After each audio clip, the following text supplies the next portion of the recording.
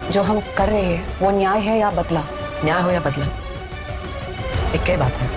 तो कुछ सालों पहले आई थी सोनी लिव पे एक सीरीज जिसका नाम है महारानी, जिसका 2 सीजन ऑलरेडी पहले ही आ चुका है और जिसको तुम में से बहुत लोगों ने देख लिया होगा। क्योंकि मैं इस सीरीज का कर रहा था काफी लंबे टाइम से इंतजार कि कब आएगा और मैं इसको कब देखूं, तो फाइनली ये सीरीज आ चुकी है सोनी लिव पे। तो जाकर तुम लोग चेकआउट कर सकते हो। जिन जिन लोगों को पता नहीं है और जिनको पता है इन सारी चीजों से जुड़े हुए होते हैं तो वो तो कब का देख के खत्म भी कर चुके होंगे।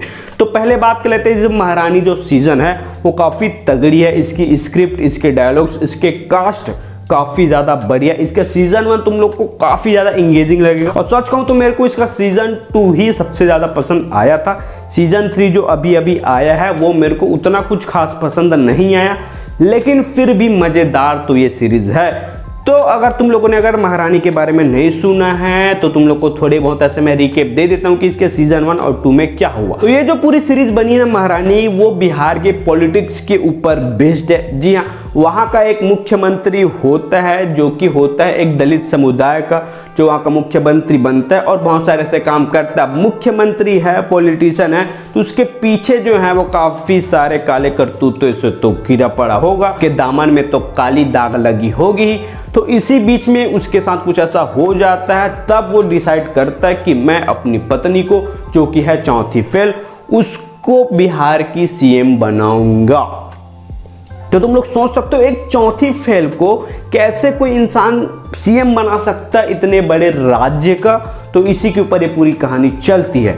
तो इसी के बीच आते रहते हैं टर्न एंड ट्विस्ट। अब देखो, एक पार्टी है तो अपोजिशन में तो होंगे, जो कि भीमा बाबू और नवीन सर का अलग अलग पॉलिटिक्स है। वैसे तो ये दोनों दोस्त होते हैं, लेकिन इनके बीच में कुछ मनमुटाव होता है पॉलिटिक्स को लेके, इसलिए इन लोगों का अलग अलग पार्टी होता है। तो जो अपने भीमा भाई साहब है वो बना देते हैं अपनी चौथी फेल बीवी को मुख्यमंत्री, जो कि चौथी फेल होते हुए भी जो बड़े बड़े महारथी है पॉलिटिक्स के उनको धूल चटा देती। तो उसी के ऊपर ये पूरी कहानी चलती। तो सीजन 1 और 2 में तुम लोग को यही सारी चीजें देखने को मिलेगी। तो तुम लोग को सीजन 2 में ये भी देखने को मिलेगा, जो महारानी है उसके ऊपर इल्जाम लग जाता है कि तुमने अपने पति को मारा है बिहार के सत्ता के लिए। जी हाँ, मुख्यमंत्री बने रहने के लिए अपने पति का उन्होंने किया है मर्डर। अब ये बात कितनी सच है और कितनी झूठ, ये तो तुम लोग को ये सीरीज देखने पर पता चलेगी।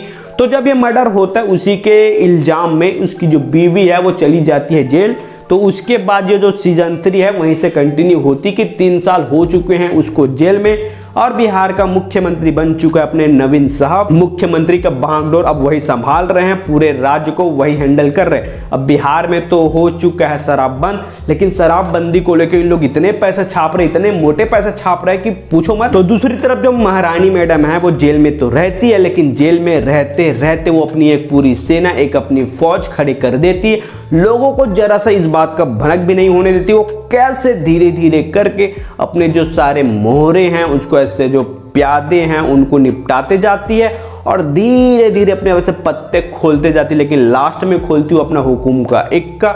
वो कैसे खुलती है, क्यों खुलती है और क्या क्या इतनी सारी चीजें होती है, वो तो तुम लोग को ये सीरीज देखने पर पता चलेगी, जिसका नाम है महारानी सीजन 3।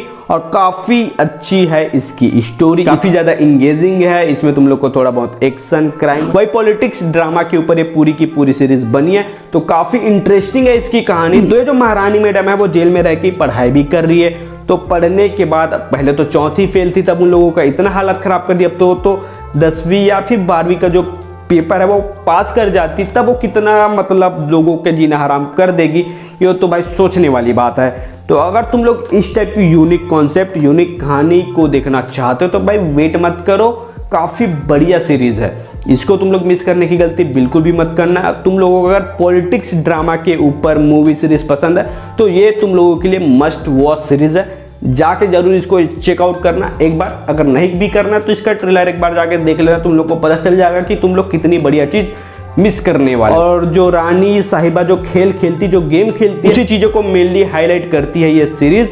और सीजन 4 भी आने वाला है, क्योंकि इसका जो एंडिंग है सीजन 3 का वो आने वाले सीजन को भी मतलब जस्टिफाई करती है कि हाँ आगे कुछ ना कुछ तो बड़ा होने वाला। तो इसके लिए इशारा उन लोग देकर जाते हैं। बाकी सीजन 4 आएगा कि नहीं इसके ऊपर तो अपन कुछ अभी बात नहीं कर सकते। मतलब ये सीरीज इंगेजिंग तो है, लेकिन उसके साथ साथ थोड़ा लगता है कि भाई ये थोड़ा ढील देते जा रही है। मतलब उतना ग्रिप बना के नहीं रखती है ये सीरीज, जैसे कि पहले के 2 सीजन में बना के रखती है।